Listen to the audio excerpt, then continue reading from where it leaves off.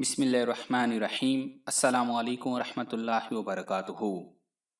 دوستو، اس مذہب وبا سے 97% مریض ٹھیک ہو رہے ہیں۔ سوچنے کی بات ہے، اگر دنیا میں اس کا کوئی علاج نہیں تو پھر لوگ ٹھیک کیسے ہو رہے ہیں؟ تو آج کی ویڈیو میں ہم آپ کو بتائیں گے کہ وہ لوگ دوا کے بغیر کیسے ٹھیک ہو رہے ہیں، اور کچھ لوگوں کا تجربہ بھی بتائیں گے جو انہوں نے اس وبا کے زیر اثر کیا اور کیسے اللہ نے انہیں شفا دی۔ تو تفصیلات میں جانے سے قبل آپ سے گزارش ہے کہ ویڈیو کو لائک کریں، اور اگر ابھی تک آپ ہمارے چینل اردو لیب کا حصہ نہیں بنے تو ہمارے چینل اردو لیب کو سبسکرائب کر کے گھنٹی کا بٹن ضرور دبا دیں تاکہ آپ کو اس طرح کی حقائق سے بھرپور ویڈیوز بر وقت ملتی رہیں۔ دوستو، سائنسی حوالے سے کتب میں درج ہے کہ دنیا میں ایک زمانہ برف کا بھی گزرا ہے۔ اس زمانے میں پورا کرۂ ارض منجمد تھا، مشرق سے مغرب تک برف ہی برف تھی۔ اس آئس ایج میں انسان کے پاس صرف ایک ہی کام تھا، اور وہ کام تھا خوراک کی تلاش۔ انسان زندگی کا دھاگا قائم رکھنے کے لیے برفوں میں مارا مارا پھر رہا تھا۔ قدرت نے رینڈیئر کو یہ اہلیت بخشی ہے، یہ برف سونگھ کر اس کے نیچے چھپا سبزہ تلاش کر لیتا ہے۔ یہ اس کے بعد سم مار کر برف توڑتا ہے اور گھاس اور پتے نکال کر کھا لیتا ہے۔ انسانوں کو جب رینڈیئر کی اس اہلیت کا پتہ چلا تو یہ اس کے پیچھے پیچھے چلنے لگے۔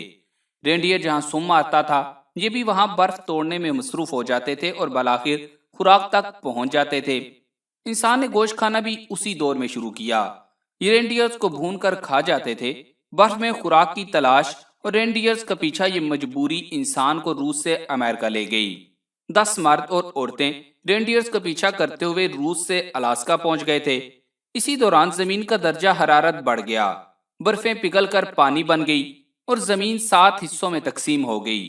الاسکا پہنچنے والے لوگ چلتے چلتے امریکہ کے وسط میں آ گئے۔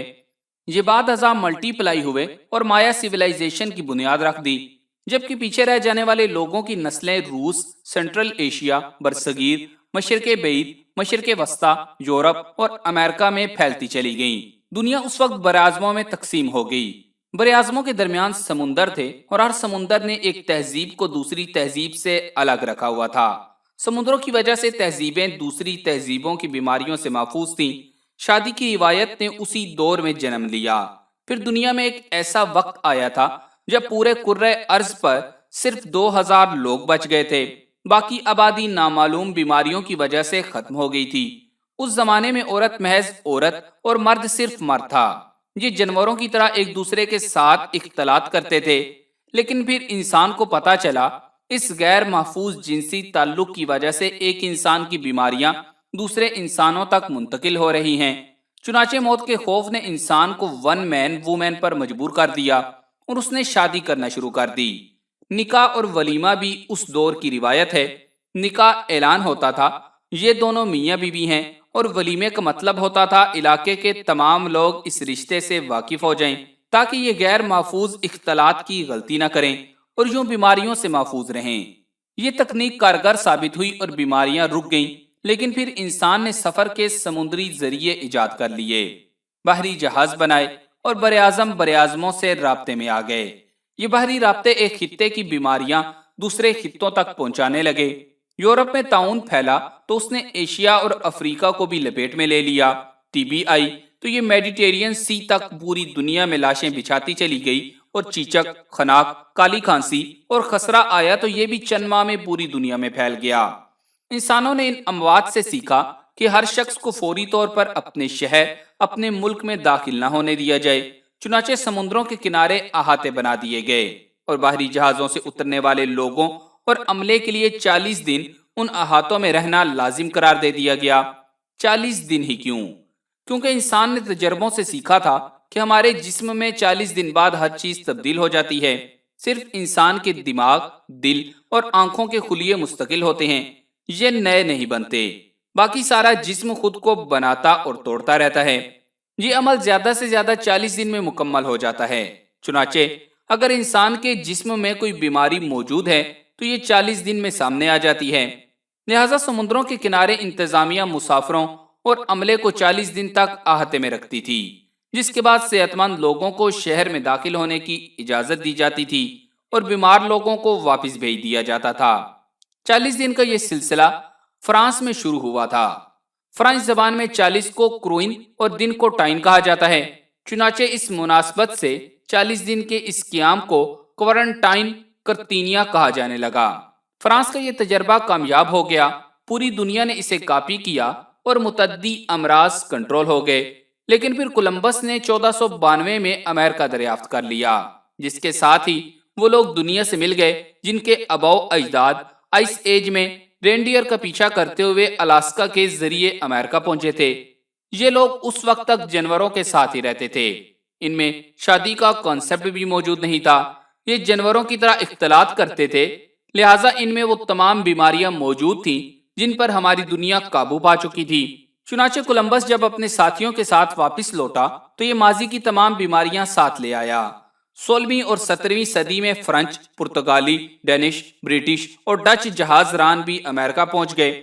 ये भी वापसी पर बीमारियों के तोहफे ले आए। चुनाचे एक ऐसा वक्त आ गया जब पूरा यूरोप बीमार हो चुका था और ये बीमारियों से बचने के लिए फ्रांस की तरह हर पोर्ट पर करंतीनिया बनाने पर मजबूर हो गया था।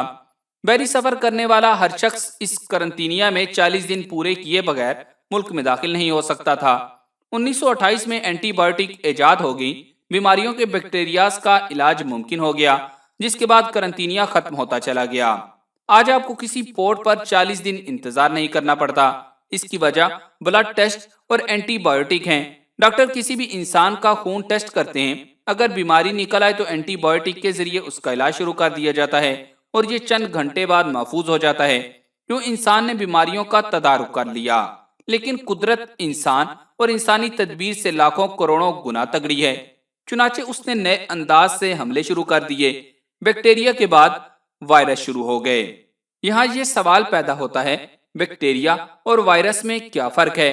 वायरस बैक्टीरिया से मुख्तलिफ होता है, इस पर एंटीबायोटिक का असर नहीं होता, ये हमें बीमार किए बगैर खत्म नहीं होता। चुनाचे इंसान को जब भी वायरल अटैक होता है तो अद्वियात उस पर बेअसर हो जाती हैं। ये सिर्फ अपनी कुव्वत मदाफत के जरिए ही बीमारी से बाहर आता है। इंसान ने वक्त के साथ साथ सीखा, वायरस ज्यादा से ज्यादा 14 दिनों में अपना आप दिखा देता है, ये बीमारी को जाहिर कर देता है। आपने देखा होगा हुकूमतें वबा से मुतासिर होने वाले इलाकों से आने वाले लोगों को 14 दिन करंतीनिया में रखती हैं। दूसरा, दुनिया में अगर मौजूद वबा का कोई इलाज मौजूद नहीं तो फिर 97% मरीज ठीक कैसे हो जाते हैं? दरअसल ये लोग अपनी कुव्वत मदाफत के जरिए ठीक होते हैं, आराम करते हैं, अच्छी खुराक खाते हैं और टेंशन फ्री रहते हैं। चुनाचे ये 1-2 हफ्तों में सेहतमंद हो जाते हैं। बाकी रह गया ये सवाल कि हुकूमत इन्हें आइसोलेशन में क्यों रखती है? तो इसकी सिर्फ और सिर्फ एक वजह है, मरीज वबा को दूसरे लोगों तक मुंतकिल न कर सकें। चुनाचे मेरी आपसे दरखास्त है, आप अगर खुद और दूसरों को महफूज रखना चाहते हैं तो फिर आप अपने अपने घरों में एक कमरे का करंतीना बना लें। जिस भी शख्स में वबा की अलामतें जाहिर हों उसे उस कमरे तक महदूद कर दें। उससे किसी किस्म का कोई राब्ता न रखें, फोन पर बात करें और खुराक का जखीरा भी एक ही बार उसे दे दें। मरीज कमरे में रहे, किताबें पढ़े, इबादत करे, कुरान मजीद की तिलावत करे, 10-10, 15-15 घंटे सोए और हर 10 मिनट बाद 2 घूंट पानी पिए। ये इंशाल्लाह 10 दिन में सेहतयाब हो जाएगा। हमें ये बात पल्ले बांधना होगी, ये आसमानी आफत है, ये अपने वक्त पर ही खत्म होगी। आप इसमें अपनी बदआमालियां या गुनाह तलाश न करें। आफतें आती हैं और अपना वक्त गुजार कर चली जाती हैं। चुनाचे आप भी करंतीना में बैठकर इसके जाने का इंतजार करें। ये कम हो रही है, ये इंशाल्लाह अगले 15 दिन में खत्म हो जाएगी। आपने सिर्फ 15 दिन का करंतीना लेना है और बस घर में रहिए, महफूज रहिए। अब मैं चंद लोगों के तजुर्बात आपसे शेयर करता हूँ ताकि इस वबा से आपका बचाव भी मुमकिन हो, और अगर अल्लाह न करे आप इसका शिकार हो जाएं तो इसका बगैर किसी डॉक्टर के खुद ही घर में इलाज कर सकें। अगर आप इन एहतियाती तदाबीर पर अमल करेंगे तो उम्मीद है कि इंशाल्लाह आपको ये वबा लगेगी ही नहीं।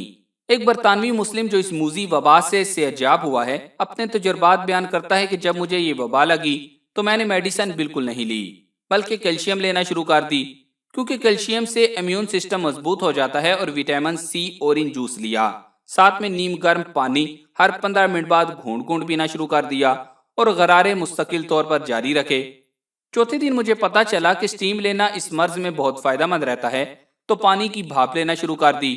2 दिन बाद मुझे एहसास हुआ कि सबसे ज्यादा फायदा मुझे भाप से हो रहा है, तो मुसलसल भाप लेना शुरू कर दी। अल्हम्दुलिल्लाह 8वें दिन में बिल्कुल सेहतयाब हो गया। इसी हवाले से कल एक वीडियो देख रहा था जिसका मुख्तसर खुलासा आपको बताता हूँ। کہ دنیا نے اب تک اس وبا سے 3 نتیجے نکالے ہیں۔ پہلا نتیجہ یہ ہے کہ اس وبا کا جراثیم سینٹرلی کولنگ اور سینٹرلی ہیٹنگ سسٹم کی ڈکس میں پروان چڑھتا ہے، لہٰذا اب تک دنیا کی ہر وہ جگہ، ہر وہ عمارت زیادہ متاثر ہوئی جہاں ایئر کنڈیشن ڈکس ہیں۔ متاثرہ علاقوں کی ایسی عمارتوں میں وبا زیادہ پھیلی جہاں اے سی ڈکس تھیں، چنانچہ اب ڈکس سے بھی بچیں اور اے سی چلانے کی غلطی بھی نہ کریں۔ ہو سکتا ہے یہ اے سی کے پائپ سے جالیوں میں ہو اور اے سی چلتے ہی یہ پورے گھر یا پورے دفتر میں پھیل جائے۔ دوسرا نتیجہ، یہ گرم پانی اور بھاپ میں سروائیو نہیں کر پاتا۔ چین نے اب تک بھاپ اور گرم پانی سے ہی اس کا مقابلہ کیا ہے۔ متاثرہ علاقوں کے وہ لوگ جو سٹیم بات کے عادی تھے یا جو ناک سے بھاپ لیتے تھے وہ اس سے محفوظ رہے، جبکہ ان کے ساتھ رہنے والے دوسرے لوگ بہت جلد اس کے شکار ہو گئے۔ لہٰذا آپ سٹیم بات لیتے رہیں، اور اگر یہ ممکن نہ ہو تو آپ دن میں 1-2 بار پانی گرم کر کے ناک اور منہ کے ذریعے بھاپ لیں۔ اگر آپ کے جسم میں یہ وبا موجود ہے تو یہ آٹومیٹک ختم ہو جائے گی۔ تیسرا نتیجہ، اس سے بچنے کا واحد طریقہ آئسولیشن ہے۔ آپ لوگوں سے اپنا رابطہ، اپنا انٹریکشن ختم کر دیں، باہر نہ جائیں، کسی سے نہ ملیں، باہر کا کھانا نہ کھائیں، گھر پر رہیں اور ہر 10-15 منٹ بعد صابن سے ہاتھ دھوتے رہیں۔ آپ اپنے منہ اور آنکھوں کو ہاتھ نہ لگائیں، اور اگر ضروری ہو کہ سینیٹائزر یا صابن سے ہاتھ صاف کر کے لگائیں۔ آپ انشاءاللہ محفوظ رہیں گے، اور سب سے اہم چیز، تمام بیماریاں اللہ کی طرف سے ہیں۔ اس پر بھروسہ رکھیں اور اسے راضی رکھیں، انشاءاللہ یہ وبا آپ کا کچھ بھی نہیں بگاڑ پائے گی۔